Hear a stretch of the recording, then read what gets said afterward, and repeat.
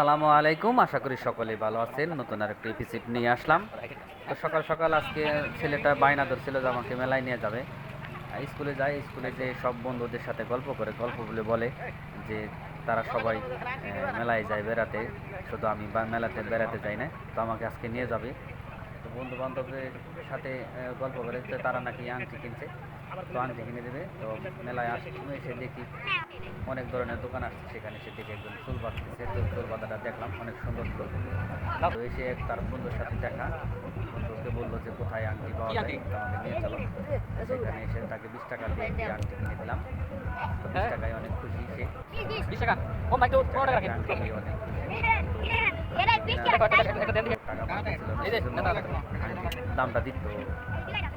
আমরা কেনার পরে বললাম তাহলে চলো যাই, দেখি দেখি পছন্দ হয়েছে মেলায় ঘুরে আসি।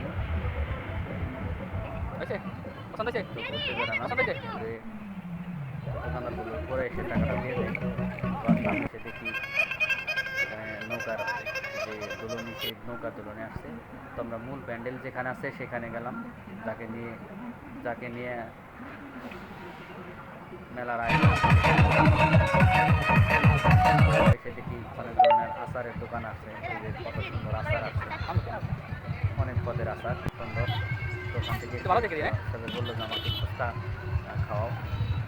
তো সেখানে সে ফুচকা কিনে দিলাম। সে ফুচকা বানালো। আসলে বাইরে খাবার যদিও খাওয়া ঠিক না, তো কিছু করার নেই, ছেলের বায়না।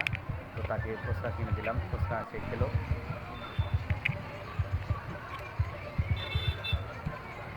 তো ফুচকা খাওয়া দাওয়া করে আমরা চলে যাব।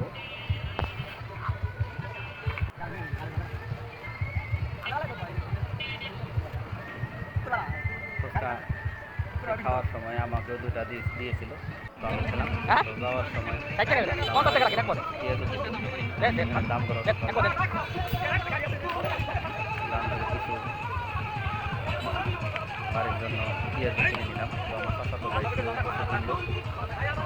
কিনে নিয়ে এলাম। ভালো গেছে কিনা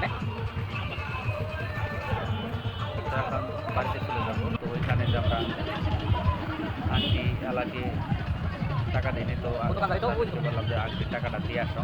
তো আন্টির টাকাটা সে দিয়ে আসলো। তো আমাদের ঘোরাঘুরি শেষ, এখন আমরা বাসায় চলে যাবো। তো সকালে ভালো থাকবেন, দোয়া করবেন আমরা যেন আর নতুন করে কিছু বানাতে পারি। তো ভালো থাকবেন, আসসালামু আলাইকুম।